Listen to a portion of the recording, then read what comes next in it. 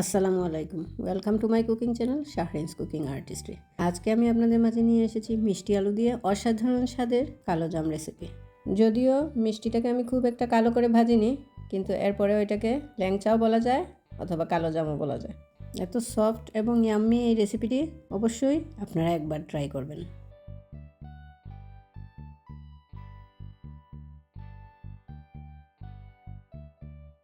তাহলে চলুন ফুল রেসিপিটি শুরু করা যাক।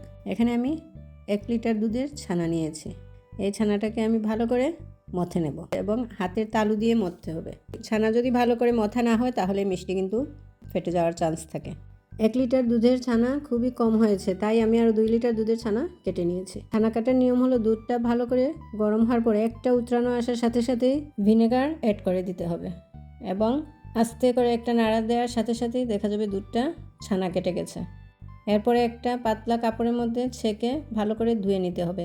ধুয়ে নিয়ে একটু সময় ঝুলিয়ে রেখে দিতে হবে, আধা ঘন্টার মতো ঝুলিয়ে রাখলেই হবে। ভিনেগার এবং পানির পরিমাণ সমান থাকবে। 2 টেবিল চামচ ভিনেগার হলে 2 টেবিল চামচ পানি, এটা দুধের পরিমাণ বুঝে দিতে হবে। আমি এখানে 2 টেবিল চামচ ভিনেগার ও 2 টেবিল চামচ পানি অ্যাড করেছি। এখন আমি আরও 2 লিটার দুধের ছানা এখানে নিয়ে নিয়েছি। ওই দুধটা আমার খুব বেশি ঘন ছিল, যার কারণে ছানার কালারটাও একটু ব্রাউন কালার হয়েছে। এখন আমি এটাকে খুব ভালো করে মিক্স করে নেব এবং মথে নেব, যাতে ছানাটা কোনো ফাটা ফাটা ভাব না পড়ে। এটা বাইন্ডিংয়ের জন্য এখন আমি নিয়ে নিচ্ছি 1/3 কাপ ময়দা, 1 চা চামচ বেকিং পাউডার এবং গুঁড়ো দুধ 1 টেবিল চামচ। এটা আপাতত আমি এই ছানার মধ্যে মিক্স করে ছানাটাকে আগে বাইন্ডিং করে নিচ্ছি। পরে আমি মিষ্টি আলু সেদ্ধ করে মেশাবো। ছানা মথার আগে যদি আমি মিষ্টি আলু মেশাই তাহলে কিন্তু মিষ্টিটা ফেটে যাবে। আগে ছানাটাকে ভালো করে রেডি করতে হবে।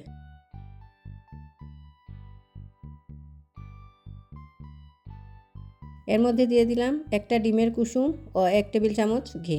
এখন আমি খুব ভালো করে আবারও মথে নেব এবং সফট একটা ডো তৈরি করব।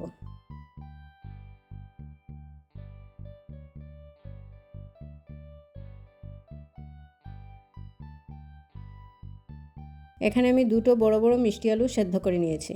গরম অবস্থাতেই আমি এটাকে এখন ম্যাশ করব। ম্যাশ করার পর আমি এটাকে ব্লেন্ড করে নেব, তাহলে কোনো দানা থাকবে না। ব্লেন্ড করলে ভালো হয়, এতে কোনো দানা থাকে না এবং বোঝাও যায় না যে এটা আলুর মিষ্টি।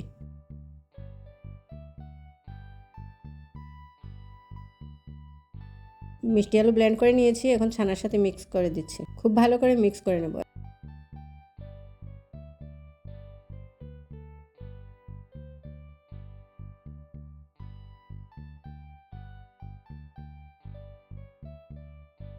এখন দিয়ে দিচ্ছি 4 টেবিল চামচ গুঁড়ো দুধ। যদি মনে করেন যে ডোটা একটু নরম রয়েছে তাহলে আরও 2 টেবিল চামচ গুঁড়ো দুধ অ্যাড করতে পারেন। এবং মিষ্টি আলুটা খুব বেশি সেদ্ধ করা যাবে না, পানি পানি করা যাবে না, না হলে পানি ঢুকে যাবে আলুতে। মিষ্টি আলু সিদ্ধ করার উপর নির্ভর করবে আপনার ডো কতটা নরম হয়েছে এবং শক্ত হয়েছে। যদি বুঝেন যে ডোটা নরম হয়ে গেছে তাহলে আরও 2-3 টেবিল চামচ গুঁড়ো দুধ অ্যাড করে দেবেন। এখন আমি 10 মিনিট এটাকে রেস্টে রেখে দেবো, তাহলে আরও শক্ত হয়ে যাবে। এখন আমি হাতের মধ্যে ঘি লাগিয়ে আমি মিষ্টিগুলোকে বানিয়ে নেব।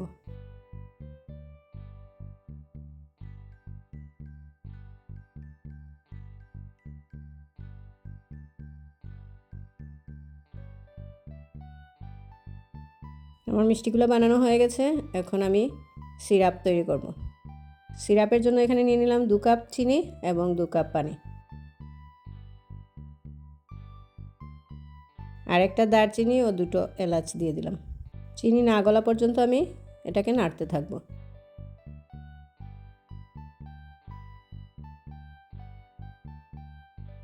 এখন দিয়ে দিচ্ছি 1 টেবিল চামচের মতো লেবুর রস। এটা দিলে আর চিনিটা জমাট বাঁধবে না।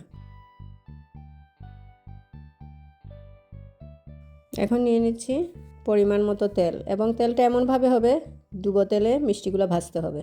অল্প গরম থাকা অবস্থাতেই আমি মিষ্টিগুলো তেলের মধ্যে দিয়ে দিব। বেশি গরম অবস্থাতে মিষ্টি ছাড়া যাবে না, না হলে পুড়ে যাবে। এখন আস্তে আস্তে খুব আলতো করে আমি এগুলোকে উল্টে দেবো, না হলে মিষ্টিগুলো ভেঙে যাবে, কারণ আলুর মিষ্টি খুবই সফট থাকে। হালকা করে করে আমি এভাবে উল্টে পাল্টে দেবো। আপনারা কিভাবে মিষ্টির কালার রাখতে চান তার উপর নির্ভর করবে ভাজার ব্যাপারটা।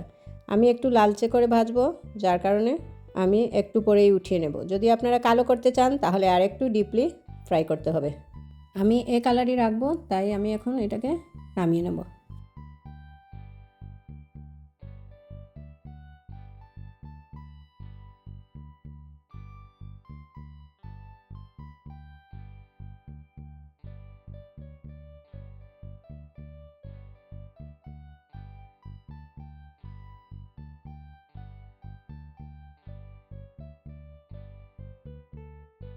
সবগুলো মিষ্টি ভাজা হয়ে গেছে, এখন আমি এগুলোকে চিনি শিরা দিয়ে দিলাম। এখন ঢেকে 10 মিনিট হাই হিটে জাল করব।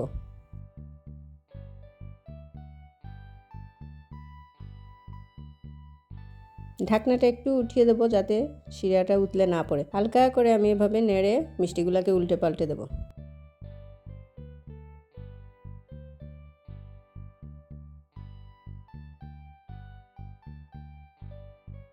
10 মিনিট পর আমি চুলার জালটা বন্ধ করে দিলাম এবং এই অবস্থাতেই আমি 3 থেকে 4 ঘন্টা রেস্টে রেখে দেব। দেখুন আমার মিষ্টিগুলো রেডি হয়ে গেছে এবং কি টসটসে হয়েছে, একটা মিষ্টিও চুপসে যায়নি। খুবই সফট এবং ফুলে কত বড় হয়েছে। এত সুস্বাদু একটি রেসিপি আপনারা অবশ্যই ট্রাই করতে ভুলবেন না। আপনারা চাইলে ছানা ছাড়াও করতে পারেন। ছানা দেওয়ার ফলে এই মিষ্টিটা বোঝাই যাচ্ছে না যে এটা মিষ্টি আলুর একটা রেসিপি। খুবই সুস্বাদু হয়েছে এবং খুবই সফট হয়েছে।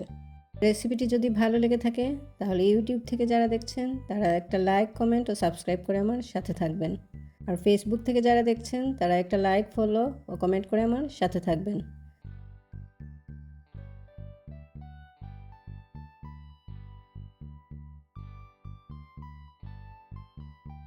আমি কেটে আপনাদেরকে দেখাচ্ছি কতটা সফট হয়েছে।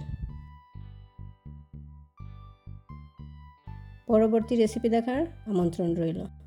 আর এতক্ষণ থেকে যারা আমার ফুল ভিডিওটি দেখেছেন তাদেরকে অসংখ্য ধন্যবাদ।